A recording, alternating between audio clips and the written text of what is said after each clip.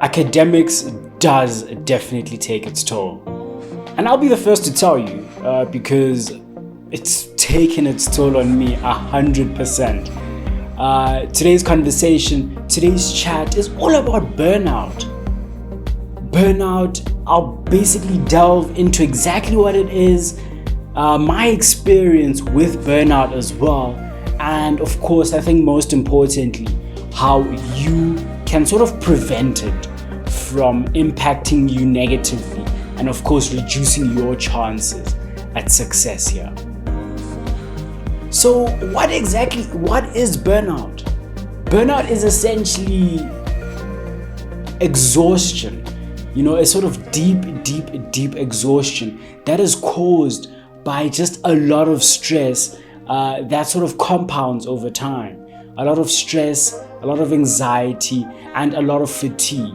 And it's basically this really strong feeling of being tired, both physically and mentally as well, and your focus reduces, and it gets to the point where you're literally not even able to sort of take yourself to your desk and get some work done, because there's just this massive block. You're so tired, you physically can't do anything. So yeah, burnout is a bit more than just exhaustion on its own. Of course, we all get tired in the journey, we all get exhausted, but burnout is a lot more serious and is something that should definitely be taken way more seriously. And I know not a lot of people actually chat about burnout, because if you think about it, as students, during the semester, during the quarter, and of course during the whole year, we're constantly under a lot of pressure, whether it's caused by tests, assignments, exams, projects, tutorials. There's so much that requires us to consistently and constantly perform to the highest possible standard, that it does take a toll on you. It does take a toll on your mind. It takes a toll on your body as well. And if, of course, burnout does hit you, it's going to impact your academics, and you're not going to perform as well as you can, because literally your body's shutting down, your mind is shutting down. You are exhausted beyond just normal exhaustion, and I think before I get into, of course, my experience with burnout and how to actually prevent it, I'd really like to encourage you to, as we approach this busy season, as we edge ever so closer to exams, I really urge you to make a conscious effort to actually look out for the various symptoms of burnout, over exhaustion, and make sure that you actually take care of yourself this exam season. Because at the end of the day, if you don't, no one else is going to do it for you. So you have to be aware for burnout. You have to be aware for where you feel sort of any sort of mental health ailments coming across you, or you just feel super exhausted, and you have to take active steps in taking care of yourself. So burnout, I've definitely gone through it myself, 100%. And I think the biggest year that I can speak to this was in my postgraduate year, as well as I'd say my final year when I was writing exams. So in my experience, I remember it was tough, especially within my postgraduate year. It was very tough. There was a lot of pressure, and I think I have a high self-standard, so I put a lot of pressure on myself. And of course, I wanted to pass, I wanted to succeed, but the marks were not looking great. I mean, I've said it before, but the first time that I actually passed a test in my postgraduate year was in the June tests in the middle of the year. Of course, we had year modules, so we had the whole year to sort of get the necessary mark to get into the exam.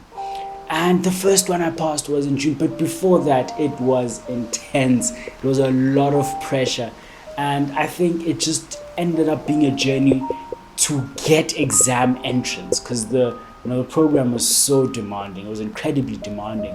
So I particularly remember it was in my final year test, so it was around August, and I was studying so hard.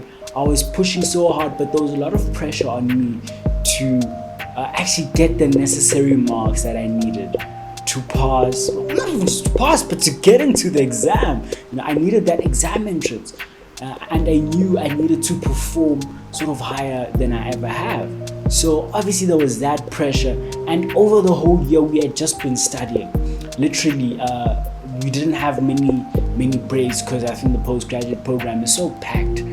And there was a lot of stress and a lot of anxiety as well.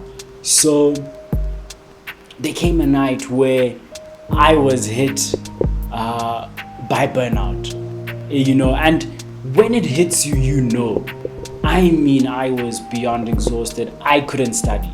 Literally, it was a complete block. I felt very low as well. I felt very demotivated. I didn't even want to get out of bed. One of the symptoms of burnout actually is, it's quite a lot of sleeping. So over the past few days, I was sleeping a lot as well, taking a lot of naps and stuff, and eventually it all just hit me all at once. But I had the presence of mind to recognize that this was indeed burnout, and I took active steps in removing myself from the work that I was doing and sort of caring for my mental health, and actually making sure that I preserve myself and look after myself, and then of course get back to the academics, because you are useless to yourself, your program, your academics, if you yourself are not taken care of, if you yourself are not well. So that's why I stress that please, you have to take care of yourself above everything else. Now, this is of course my recollection of burnout. This is just one memory that I have. I've experienced burnout in different stages in university. I think most notably, once again, was in my honors year, but even within the honors year, there were different periods of time where I got various forms of burnout, whether it's mild burnouts or extreme burnouts and stuff like that, which is never good, of course, and even within my third year as well. So how do you actually prevent it? I always say the best measures are preventative measures, and it's the ones that people usually shy away from or don't do because they're not experiencing the problem then. Usually people rush to sort of curing something when it is affecting them, but it doesn't need to get to this point, guys. You can be proactive in your approach in preventing burnout from coming and sort of disrupting your life and disrupting your academics, of course, for the worse. So yes, I think first up, in preventing burnout and making sure that it doesn't impact you negatively, it's so important to be sustainable in the journey. And when I say sustainable, I mean, of course, push your academics, try reach those goals, but in a manner that aims to preserve you. And of course, one of the ways in doing this is taking regular breaks. You have to take breaks. And I emphasize this so much because I know how hectic it gets. I know how varsity gets. It's rough, guys. It's it's something else. It truly is something else, and it takes hold of you. And it's you just taking an active effort and an active approach in actually reminding yourself to take breaks, because it does get to that point where you physically have to remind yourself to take breaks because the pressure will be on. Exams are coming up or some tests are coming up.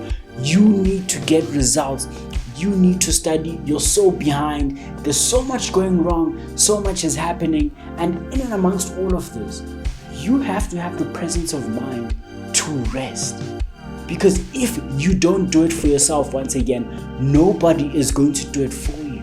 You have to look out for yourself in this regard. You have to be aware that in order for me to be sustainable throughout this exam period, I have to take breaks.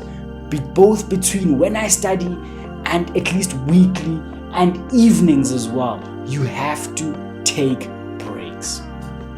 So, yes, I spoke about these 3 different areas of breaks, but first off, between study sessions, you cannot study for 4, 5, 6 hours in a row without a break. That is not sustainable.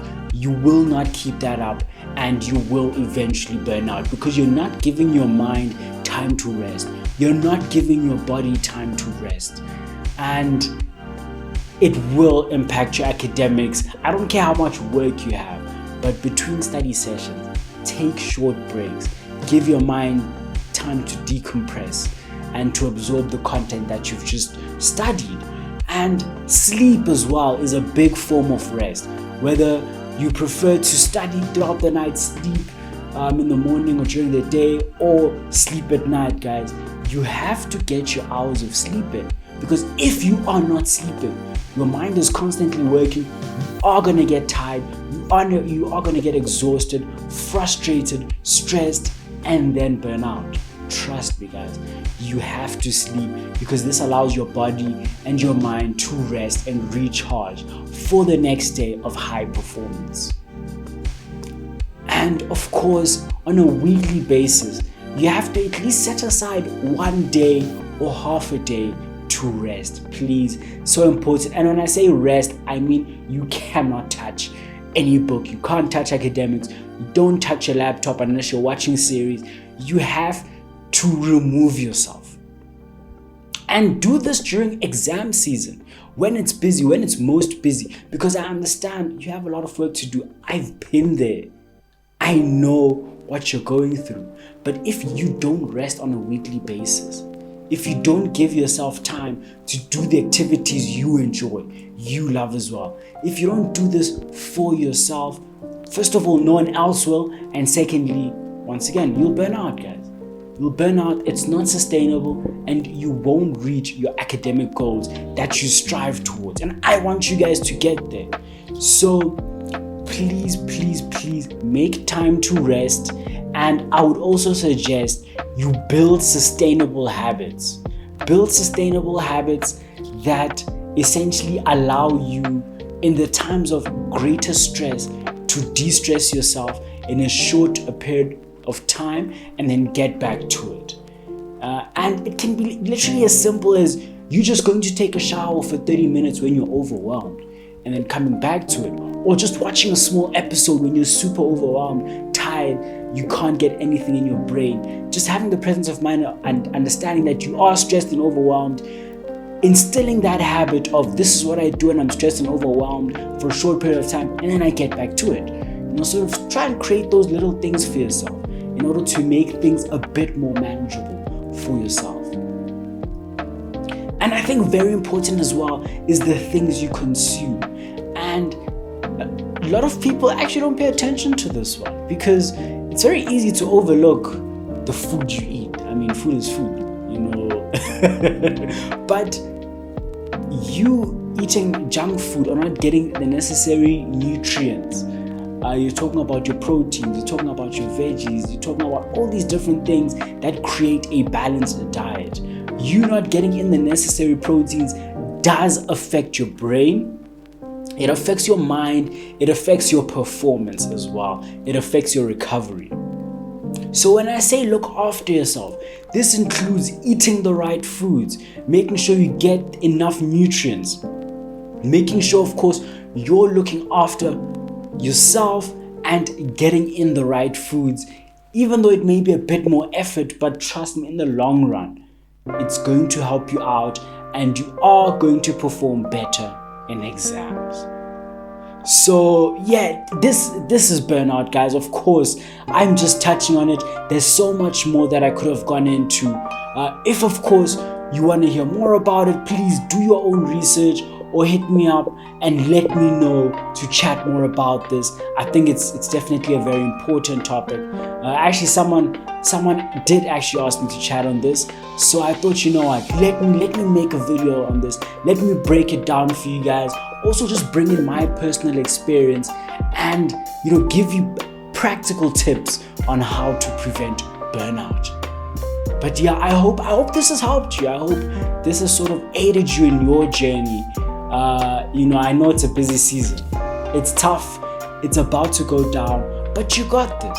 Take things a day at a time, relax, and trust in the process. And the results will come. So it's been me, Sifiso Mkhize here with another episode. Hope you've enjoyed, and until the next one, of course, let's continue on our journey